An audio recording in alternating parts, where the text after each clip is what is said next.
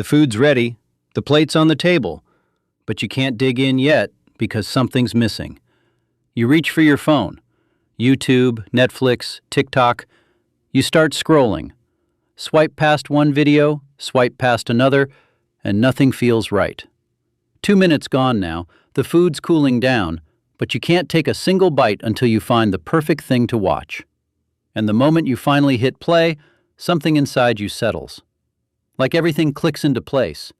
Like eating in silence would somehow leave the whole thing unfinished. If you've ever tried to eat without a screen and felt like something was off, like the quiet was too heavy, like you didn't know where to put your eyes, you're not the only one. And it's not just a bad habit. Psychology has a genuinely fascinating explanation for this. Most articles tell you the same thing, that eating in front of a screen is bad, that you overeat, that you should slow down, chew, actually look at your plate. And they're probably right. But nobody explains why you can't stop. Nobody asks the more interesting question. What actually happens inside your mind the moment the screen goes dark? Because that's where the real answer is hiding. The problem isn't that you need the screen. The problem is what happens in your head when you don't have it. Your brain has something researchers call the default mode network. It's a network that switches on automatically the second you stop paying attention to anything outside you. When you're just sitting there, not doing anything in particular, this network lights up. And what does it do? It starts talking to you. It pulls up things from the past. It throws you into imaginary versions of the future. It replays a conversation from 3 days ago. And if there's anything unresolved, anything you haven't quite settled emotionally, this network drags it right to the center of your attention. When the screen goes off, your mind comes on. For some people, that's comfortable. They sit, they eat, they think, they move on. But for others, the silence turns into something else entirely. And there are 3 very different psychological reasons why. The first one is the most common. Some brains run on a higher baseline than average. They need more stimulation just to feel level. For these people, eating in silence isn't calm, it's emptiness. The food alone isn't enough to keep the brain satisfied. It needs something more. Sound, a story, movement, something to occupy the part of the mind that, left on its own, starts wandering toward uncomfortable places. And here's the part almost nobody mentions. For a lot of these people, the screen isn't a distraction. It's the opposite. It's the thing that keeps the brain locked onto something concrete, so it doesn't drift toward the anxious static. There's a phrase for this in China. They call it electronic pickle. The idea that, just like you need a little side dish to help a bowl of plain rice go down, millions of people need a digital side dish for their meal. Something that adds flavor, not to the food, but to the moment. Eating is one of the few things all day where you're forced to stop. It's a built-in pause. And for a brain that's used to always processing something, that pause feels uncomfortable. So the screen becomes a bridge. And over time, that connection gets so strong that eating without it starts to feel genuinely strange. But there's a second group, and they do it for a completely different reason. These people don't put on a screen because they need stimulation. They put it on because they need company. Professor Charles Spence at Oxford points to something we rarely talk about: the shared family meal. That ritual that sat at the center of social life for centuries has been quietly disappearing. More and more people eat alone, and the human brain never adapted to that. For thousands of years, eating was a group act. It wasn't just nutrition, it was connection. When you eat alone in silence, your brain registers an absence.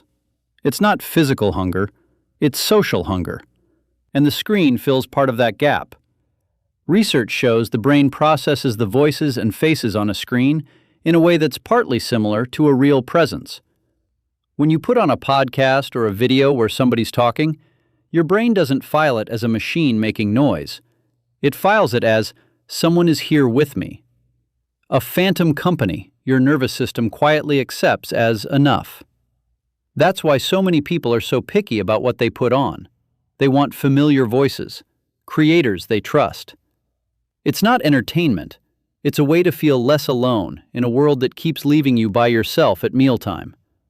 That's not weakness. That's adaptation. But there's a third group, and this one has probably never heard this about themselves. Some people need the screen because silence doesn't bring them calm, it brings them noise. Not noise from outside, noise from inside.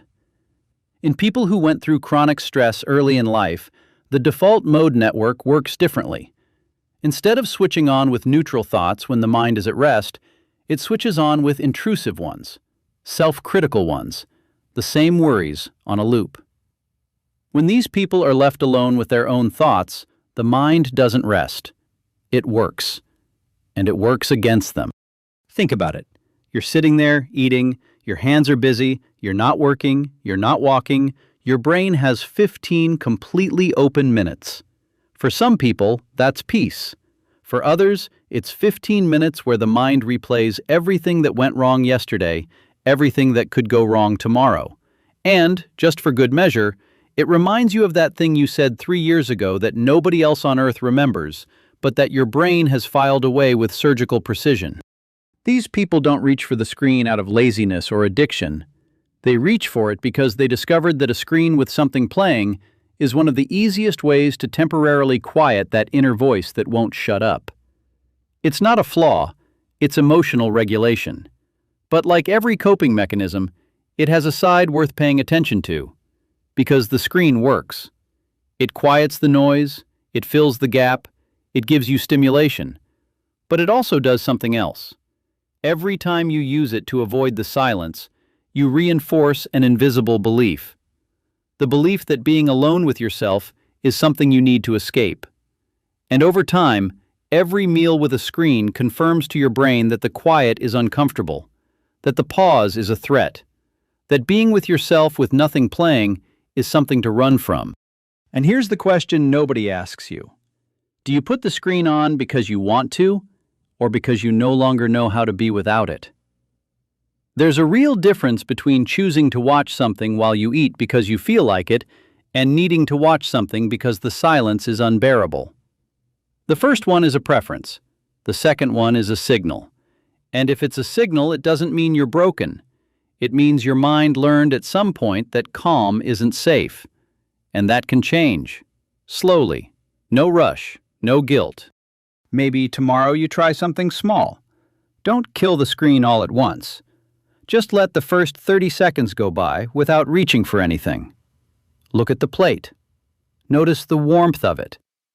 Sit in the quiet for a moment. If it feels uncomfortable, now you know why. And if it doesn't feel uncomfortable, you've just learned something new about yourself, too. Because in the end, this habit was never really about screens. It's about what happens inside your head when nobody else is watching. Somewhere out there, someone's been hunting for the perfect video to go with their dinner for the last 20 minutes, and the soup's already gone cold. If that sounds like you, a quiet comment is enough.